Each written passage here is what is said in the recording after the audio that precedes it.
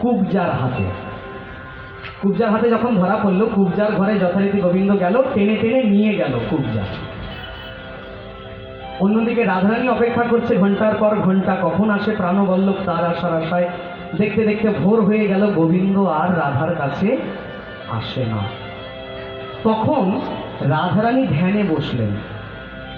ধ্যানে বসে জানতে পারলেন, ও আমাকে কথা দিয়ে তুমি অন্য নারীর সঙ্গে গমন করছো, দাঁড়াও দেখাচ্ছি তোমায় মজা। এই বলে রাধারানী ছুটতে ছুটতে ছুটতে ছুটতে ছুটতে ছুটতে বিরজার বাড়ির সামনে গিয়ে দাঁড়ালেন। যিনি কুবজা উনি বিরজা। বিরজার বাড়ির সামনে গিয়ে দাঁড়ালেন, মনে মনে ভাবলেন হাতে নাতে আজকে গোবিন্দকে ধরবো। আমার মতো প্রেমিকাকে ছেড়ে পরনারীতে কি সুখ পাও আমি তোমাকে বোঝাবো আজকে মজাটা। এখন রাধারানী যে দরজার বাইরে এসে দাঁড়িয়েছে, গোবিন্দ সেটা বুঝতে পেরেছে। অমনি বিরজাকে বলল, এই বিরজা, এইবার কি হবে? রাধারানী যে দরজার বাইরে দাঁড়িয়ে আছে, আমাদের প্রাণ যে ওষ্ঠাগত, আমরা প্রাণেই বাঁচবো না। রাধারানী আমাদের কি আর বাঁচিয়ে রাখবে? কিছু একটা ব্যবস্থা করো। বিরজা বলল, কোনো চিন্তা করো না, আমার যে বাড়ি, আমার যে কুঞ্জ, এই কুঞ্জের মধ্যে আমি হয়ে যাব জল। আমি জল হয়ে বইতে থাকবো, আর আমার এই জলের মধ্যে তুমি একটা সাপ হয়ে জলের মধ্যে বিচরণ করো। তাহলে রাধা ঢুকলে আর বুঝতে পারবে না। যথারীতি রাধারানী দরজা খুলে যেই না ঘরের মধ্যে চরণ রাখতে যাবে, দেখবে মাটি আর নাই, চারিদিকে জল আর জল। রাধারানী দেখলো কি ব্যাপার, জল কেন, এখানে মাটি থাকার কথা। আবার ধ্যানে বসলেন। ধ্যানে বসে দেখতে পারলেন, ও আচ্ছা আচ্ছা আচ্ছা আচ্ছা আচ্ছা, বিরজা হয়েছে সরোবর মানে জল, আর আমার গোবিন্দ হয়েছে সাপ। ঠিক আছে, আমার সঙ্গে চালাকি, আমিও দেখাচ্ছি মজা। সঙ্গে সঙ্গে রাধারানী ধরলেন ময়ূরের রূপ। আর ময়ূরের প্রিয় খাদ্য সাপ। সাপটা যেই না জলের মধ্যে বিচরণ করতে করতে একটু কিনারে এসেছে, অমনি ময়ূরটা সাপের গলাটা ধরে ডাঙায় তুলে ফেলেছে। শোনা যায় কৃষ্ণরূপী সর্পের গলায় রাধারানী রূপী যে ময়ূর কামড় দিয়েছিল, সেখান থেকে 2 ফোঁটা রক্ত বার হয়েছিল, আর সেই রক্ত থেকেই নাকি মসুর ডালের জন্ম। ওই জন্যে বৈষ্ণব সেবায় মুগ ডাল লাগে, কিন্তু মসুর ডালটা লাগে না। এর পিছনে এই যুক্তিটাকে লাগানো হয়। যাই হোক, শাস্ত্রীয় যুক্তি গুরুমুখে শোনা, তাই বললাম, ঠিক ভুল বিচার করার আমাদের কোনো প্রয়োজন নাই। তো গোবিন্দ তখন বললেন, হে রাধে, নারী জাতির এত মান ভালো না, মানটাকে একটু ঠান্ডা করো। তো দেখতে দেখতে রাধারানীর মান ঠান্ডা হলো। রাধারানী আবার ময়ূর থেকে স্বরূপে আসলো, গোবিন্দ সাপ থেকে স্বরূপে আসলো, বিরজাও জল থেকে স্বরূপে আসলো। তখন গোবিন্দ বললেন, রাধে, তোমার এই ময়ূর আর আমার এই সাপ রূপে যে অদ্ভুত লীলা আজকে আমরা করলাম, এই লীলা যাতে ইতিহাস, যতদিন পৃথিবী থাকবে ইতিহাস যাতে স্মরণ করে, তার জন্য তোমার ওই ময়ূর থেকে একটা পালক তুমি আমায় দাও, আর সেই পালক নিয়ে আমি আমার চূড়ার মধ্যে দিয়ে রাখবো। সেই থেকে গোবিন্দের চূড়ায় থাকে ময়ূরের পালক। তবে এটা কার? সাক্ষাৎ রাধারানীর ময়ূরের পালক। সেদিন কিন্তু রাধার মান ভেঙেছিল, কিন্তু কোনো এক অজানা কারণের বশে আজকে রাধার মান ভাঙছে না। গোবিন্দ বলল, ঠিক আছে, রাধার মান যদি না ভাঙে, আমার এই জীবন রেখে আর লাভ কি? আমিও চলে যাব রাধা কুণ্ডে প্রাণ তেজ। চলে গেল গোবিন্দ। যেতে যেতে যেতে যেতে যমুনা কুলে বসে আছে। যখন গোবিন্দ চলে গেছে, গোবিন্দ যখন চলে গেছে, ঘোমটা খুলে রাধারানী বলে, যতক্ষণ গোবিন্দ ছিল আমার মান ছিল, গোবিন্দ চলে গেল আবার মানটাও চলে গেল। এখন আমি গোবিন্দ হারা হয়েছি, এবার আমি কি করব? তোরা তো আমায় এমন বিপদে ফেলে দিলি। গোবিন্দ যদি চলে যায়, সে যে আর ফিরে আসে না। আমি আর বেঁচে কি করব? আমার বাঁচার থেকে মরা ভালো। আমার বেঁচে থেকে আর লাভ কি? আমি মারা যাই, আমি মরে গেলেই তো সব ঠিক হয়ে যায়। বেঁচে থাকতে নিকৃষ্ট হয়,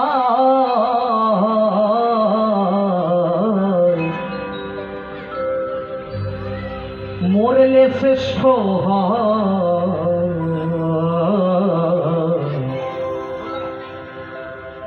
বেঁচে থাকতে নিকৃষ্ট কাজ, মরলে শ্রেষ্ঠ হয়। মানুষ মরে গেলে কদর বেড়ে যায়, মানুষ মরে গেলে কদর বেড়ে যায়। আমি বেঁচে আছি, আমার মূল্য গোবিন্দ বুঝলো না, আমি মরে গেলে বোধহয় বুঝবে। বেঁচে থাকতে নিকৃষ্ট কাজ, মরলে শ্রেষ্ঠ হয়। মানুষ মরে গেলে কদর বেড়ে যায়, হায় মানুষ মরে গেলে কদর বেড়ে যায়, হায় মানুষ মরে গেলে কদর বেড়ে যায়, মরে গেলে কদর বেড়ে যায়। হায় রে সাথের বৃন্দাবন হলো না মধুর মিলন, হায় রে সাধের বৃন্দাবন হলো না মধুর মিলন, হায় রে সাধের বৃন্দাবন হলো না মধুর মিলন। কৃষ্ণ ভালো বেশে কেন এত যন্ত্রণা, কৃষ্ণ ভালো বেশে কেন এত যন্ত্রণা, কৃষ্ণ ভালো বেশে কেন এত যন্ত্রণা, ভালো বেশে কেন এত যন্ত্রণা। মানুষ মরলে শ্রেষ্ঠ হয়, মরলে শ্রেষ্ঠ হয়, বেঁচে থাকতে নিকৃষ্ট হয়, মরলে শ্রেষ্ঠ হয়। মরে গেলে কদর বেড়ে যায়, মরে গেলে কদর বেড়ে যায়, মরে গেলে কদর বেড়ে যায়। মনে মনে ভাবছে প্রথম দিনের কথা, যেদিন গোবিন্দের সাথে আমার দেখা হয়েছিল, কত সুখের কথা হয়েছিল। সেই দিন যে এমন পরিস্থিতি আসবে আমি আগে জানতাম না। তুমি যে আমার কত সাধনা, সে কথা কি তুমি জানো না, সে কথা কি তুমি জানো না। দিনগুলো কেটে যায় কত স্বপনে, দিনগুলো কেটে যায় কত স্বপনে, মিলনের স্বাদ জাগে বন্ধু কোন জবানে, মিলনের স্বাদ জাগে বন্ধু কোন জবানে, মিলনের স্বাদ জাগে বন্ধু। ললিতা বিশাখা দেখছে রাধার অবস্থা খারাপ হয়ে যাচ্ছে, ওরে রাধে কোনো চিন্তা করিস না, আবার তেমনি করে পায়ে ধরাবো, তেমনি করে পায়ে ধরাবো, যেমন করে ধরে থাকে তেমনি করে পায়ে ধরা। পারবি? নিশ্চয়, কেন পারবো না? যেমন পায়ে ধরে থাকতো সারা জীবন তেমনি পায়ে ধরে থাকবে, কোনো চিন্তা করিস না।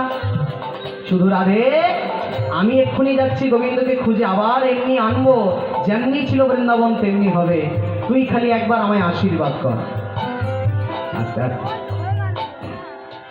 রাধারানীর মুখটা বড় কাতর হয়ে আছে, আশীর্বাদ করতে গেলে তো একটা হাসি হাসি মুখের দরকার। সখী বলছে তুই একটু হাস, হেসে আমায় একটু আশীর্বাদ কর যেন আমি কৃষ্ণকে আনতে পারি। কিন্তু হাসিটা ফুটবে কি করে যার মনে এত কষ্ট? সখী বলছে আচ্ছা ঠিক আছে, তুমি হাসছো না, আমি তোমাকে হাসিয়েই ছাড়বো। এই বিশাখা, কোথায় পারিস, কোন বাঁশঝাড় আছে, একটা বাঁশঝাড় থেকে একটা বাঁশ নিয়ে আয় দেখি। আনা হলো বাঁশ, কি করবে? সবাই তো তাক লাগিয়ে দেখছি ব্যাপার কি করছে। বাঁশটা যেই আনা হলো, ইয়া বড় বাঁশ, কদম তলায় গোবিন্দ যেই রকম পায়ে পা দিয়ে দাঁড়ায়, কোমর বাঁকা, চরণ বাঁকা আর ঘাড় বাঁকা, হাতে তার বাঁশি। সখী দুটি ঠিক সেইভাবে দাঁড়িয়েছে, চরণ বাঁকা, কোমর বাঁকা আবার ঘাড় বাঁকা দাঁড়িয়ে, আর এত বড় বাঁশটাকে বাঁশির মতন করে ধরেছে। এত ভারী বাঁশ ধরে রাখা যায়? কখনো ডান দিকে ঝুলে পড়ছে তো কখনো বাম দিকে ঝুলে পড়ছে। এই ঝোলাঝুলি দেখে রাধার মুখে একটু হাসি ফুটেছে। একবার এদিক চলে যাচ্ছে, একবার এদিক চলে যাচ্ছে। এই টলাটলিতে রাধার একটু, সখী বলল, ওই তো, ওতেই হবে, ওই তুমি হেসেছ, এইবার আমার পুরো আশীর্বাদ পাওয়া হয়ে গেছে। রাধার আশীর্বাদ নিয়ে দুটি খুঁজতে বেরোলো, কোথায় গোবিন্দ, কোথায় গোবিন্দ, কোথায় গোবিন্দ। যথারীতি যমুনার কুলে গোবিন্দের সঙ্গে দেখা হলো। যুক্তি করলো, দেখো এমনি এমনি তো মান ভাঙবে না, ওই যে বললাম সাম দান ক্রিয়াভেদ নতি উপেক্ষা রসান্তর, এর মধ্যে এমন কিছু একটা করে দেখাও যেটা রাধারানী কোনোদিন কল্পনাই করতে পারে না। ওই জন্য বললাম শেষ পর্যন্ত শুনুন, নতুন একটা মিলন শোনাচ্ছি। রসান্তরের মিলন গোবিন্দ নির্বাচন করলেন। যে কাজ আমি করব রাধারানী কোনোদিন সেটা কল্পনাই করবে না। কি করলো? এক স্বর্ণকার স্বর্ণের বাহার বিকনি করিবার তরে, এক স্বর্ণকার স্বর্ণের বাহার বিকনি করিবার তরে, তার সুমিদ বাচনি অপূর্ব চাহনি, সুমৃদ বাচনি অপূর্ব চাহনি, দাঁড়াইল ব্রজপুরে আহামরি, দাঁড়াইল ব্রজপুরে আহারে আহারে আহারে হরি আহারে আহারে আহারে আহারে আহারে। ए भैया,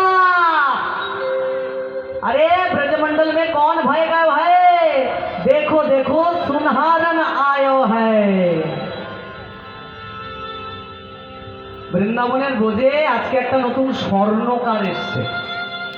আগেকার দিনে সোনা দানার তো দোকান থাকতো না, যারা সোনার ব্যবসা করতো পুঁজি পাটলা ধরে নিয়ে গ্রামে গ্রামে ঘুরে বেড়াতো সোনা বিক্রি করবার জন্য। ঠিক বলছি তো না ভুল বলছি? যারা স্বর্ণকার ছিল, সোনা বিক্রি করতো, তাদের তো দোকান ছিল না, ঘুরে ঘুরে বেড়াতো সোনা দানা নিয়ে। কে সোনা নেবে, কানের নেবে, কপালের নেবে, কোমরের নেবে, পায়ের নেবে, যা নেবে নাও। তো খুব সুন্দরভাবে একজন সুনহারান, হিন্দিতে সুনহারান, বাংলায় বলে স্বর্ণ ব্যবসায়ী। আচ্ছা, স্বর্ণ ব্যবসায়ী ঠিক নয়, স্বর্ণ ব্যবসায়ী নি, বোঝা গেল? লিঙ্গ চেঞ্জ হয়ে গেল। ব্যবসায়ী মানে পুরুষ আর ব্যবসায়ী নি মানে নারী। খুব সুন্দরভাবে শাড়ি পরেছে, কাঁধে একটা ঝোলা নিয়েছে, স্বর্ণের ঝোলা। হিন্দিতে চিৎকার দিয়ে যাচ্ছে, এ ব্রজমন্ডল মে কौन भयेगा भैया, सुनहारन आयो है। চিৎকার করে বলছে, কেউ কানের নিয়ে নাও, কেউ পায়ের নিয়ে নাও, কেউ নাকের নিয়ে নাও, কেউ গলার নিয়ে নাও, স্বর্ণকার এলো রে, সুনহারন আয়ো भयो ভাই, সুনহারন আয়ো भयो। তো কণ্ঠস্বরটা এত মিষ্টি, চারিদিক থেকে বৃন্দাবনের ব্রজধাম থেকে চারিদিক থেকে সব মেয়ে বউরা বেরিয়ে বেরিয়ে আসছে। বাবা এত মিষ্টি গলা খাও, দেখি দেখি, সবাই বেরিয়ে বেরিয়ে দেখছে। এটা তার গলার টোন, গলার স্বরটা এত মিষ্টি যে সোনার দিকে কেউ নজর দিচ্ছে না, সবাই তার দিকেই তাকিয়ে আছে। এত সুন্দর তার চোখ আর এত সুন্দর করে তার গলার ধরন। এ ভাইয়া सुनहारन आयो है, सुनहरन ऐसा सुनहरन हूँ मैं कि मुंह बाको जो सुनहरन खरीदे की वो अपने खसम बाते चिरा रहित सुख रहित है। बुंदेलखंडी भाषा खसम, उसको खसम बाते চিরা জন্ম সুখ রহিত, মানে খসম মানে হচ্ছে তার জামাই। বাংলাদেশি ভাষায় মেয়ের স্বামীকে বলে মেয়ের জামাই। আমরা যেমন শাশুড়িকে ছেলে হিসেবে জামাই দেখি, বাংলাদেশে ওই মেয়ের স্বামীকেই বলা হয় জামাই। মেয়ে নিজের স্বামীকে জামাই বলেই ডাকে। তা বলছি, उसके खसम बात कभी रूठे ना गो, उसके खसम बात सदा सुखी रहेगो, उसके प्रसन्न रहेगो। যে মেয়ে এই কানের পড়বে আমার, আমার গলার পড়বে, আমার পায়ের পড়বে, তার স্বামী মানে তার জামাই কোনোদিন তার উপর রাগ করবে না, রাগ করবে না, রাগ করবে কিন্তু কেউ তো আর সোনা দানা কিনছে না, তার গলার সুর এত সুন্দর, সোনাটা কিনবে কে? তা অনেক দূর ঘুরছে, কড়া রোদ তো, রোদের সময় ঘুরে ঘুরে কেউ আর সোনা কেনে না, না কিনে না একটা বিক্রেতা না পেয়ে, বিকনি না পাইয়া পিয়াস লাগিয়া গোপীর ঘরেতে গেল, বিকনি না পাইয়া পিয়াস লাগিয়া গোপীর ঘরেতে গেল, পানি পিয়াসে বাত না ফুরাত, জলে দিয়া প্রাণ রাখো, আহা মরি জল দিয়া প্রাণ রাখো, আহারে আহারে আহারে আহারে আহারে আহারে। একটাও তো বিক্রি হলো না, চিৎকার করতে করতে গলাই ফেটে গেছে, এত জল তেষ্টা পেয়েছে। এক গোপীর ঘরে গিয়ে বলছে, ভাই তোমাদের কেমন বৃন্দাবন? আরে আমি এইরকম অজপাড়া গায়ে সোনাদানা বিক্রি করি না, আমি বড় বড় রাজা নেতা মন্ত্রীর কাছে গিয়ে সোনাদানা বিক্রি করি। ওই দু চারজনের কানে শুনেছিলাম বৃন্দাবনে নাকি বড় লোকের বাস্তা। কোথায় তোমার বড় লোক? এমন বড় লোকের বড় লোক, আমার সামান্য সোনা কেনার তাদের ক্ষমতা নেই। আমার পুরো দিনটাই মাটি হয়ে গেল। অনেক কিছু উল্টোপাল্টা বলছে, তো সখী বলছে, ঠিক আছে তুই এত বড় বড় কথা বলছিস, চল তোকে ধরে এমন এক জায়গায় নিয়ে যাব, তোর সোনা বিক্রি করে তুই আর পাবি না। কোথায়? জয় জয় রাধা নাম প্রেম তরঙ্গিনী, জয় জয় রাধা নাম প্রেম তরঙ্গিনী, প্রেম তরঙ্গিনী নাম সুধা তরঙ্গিনী, প্রেম তরঙ্গিনী নাম সুধা তরঙ্গিনী। কোথায় নিয়ে আসলো? হাঁটতে হাঁটতে হাঁটতে হাঁটতে বৃন্দাবনের গোপী রাধার কক্ষে নিয়ে আসলো। রাধে, ও রাধে। ললিতা চিৎকার দিয়ে বলে, চুপ কর, রাধারানী এখন ঘুমাচ্ছেন, যা বলার আমাকে বল। আরে দেখো না, এই বেটা স্বর্ণকারিণী কেমন আমাদের বৃন্দাবনের নামে গালমন্দ করছে, বলে আমাদের বৃন্দাবনে নাকি কোনো বড় লোক নেই, সব নাকি গরিবের বাস। তা বড় লোক কাকে বলে দেখাতে এনেছি রাধার বাড়িতে।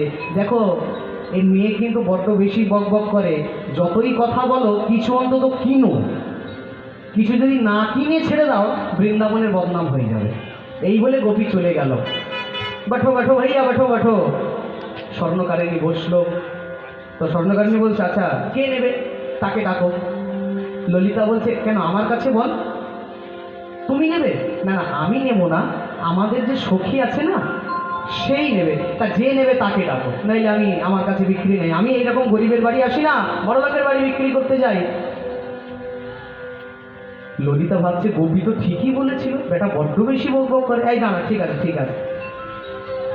এইরকম স্বর্ণকারিণীর চিৎকার চেঁচামেচিতে ঘরের কক্ষে রাধারানী ঘুমিয়েছিলেন। রাধার ঘুম ভেঙে গেল। রাধারানী বললেন, কে রে এমন চিৎকার করছে? ললিতা বলে, দেখ না এক স্বর্ণকারিণী এসছে, সোনা বিক্রেতা, বলছে তোকে না হলে নাকি সোনা বিক্রি করবে না, তুই যদি পারিস একবার উঠে আয়। রাধারানী আমার গুটি গুটি পায়ে, আহা, উঠে এসে খাটিয়ার ওপর বসেছে। দেখা দেখা তোর কাছে কি আছে। স্বর্ণকারিণী বলছে, তুমি নেবে? হ্যাঁ আমি নেব। দেখা কি আছে। এক এক করে গলার, পায়ের, কোমরের, নাকের সোনার সব কিছু আভূষণ বের করতে লাগলো। যেটা দেখে রাধারানীর পছন্দ আর হয় না। হবে কি করে? সোনার দিকে তো রাধার নজরই নেই, রাধার নয়ন দুটি তো বাঁধা পড়ে আছে স্বর্ণকারীর চোখের মধ্যে। ওই যে সোনা বিক্রেতা, তার চোখ দেখে রাধার মনে হচ্ছে কেমন চেনা চেনা মনে হয়, চেনা চেনা মনে হয়, আগে দেখেছি নিশ্চয়, চেনা চেনা মনে হয়, আগে দেখেছি নিশ্চয়, চেনা চেনা মনে হয়। আচ্ছা এই স্বর্ণকারিণী, তোর সাথে কি আমার आगे परिचय ছিল? अरे ना ना भैया, हम तो इधर आवे को ना, वो वृंदावन का कसम बात मैं बहुत सुना था, इसलिए मैं वृंदावन को आई हूँ, नहीं तो मैं इस जगह पर नहीं आता, मैं बड़ी बड़ी महलों में बिकवे करने वारू जाता हूँ। রাধারানী বলে, বাহ বাহ বাহ, তোর সোনা দানা যেমন সুন্দর, তোর গলার স্বর তো খুব মিষ্ট, বল তুই আরো কথা বল। স্বর্ণকারিণী বলে, দেখো সারাদিন ধরে চেঁচাতে চেঁচাতে আমার গলা ধরে গেছে, যদি কিছু নেওয়ার হয় তো নাও, নাহলে আমি চলে গেলাম। রাধারানী বলে, দাঁড়া দাঁড়া, অত তারা কিসের, আয় আমার কাছে আয়। আচ্ছা দেখি কেমন নূপুর বের করেছিলিস দেখি।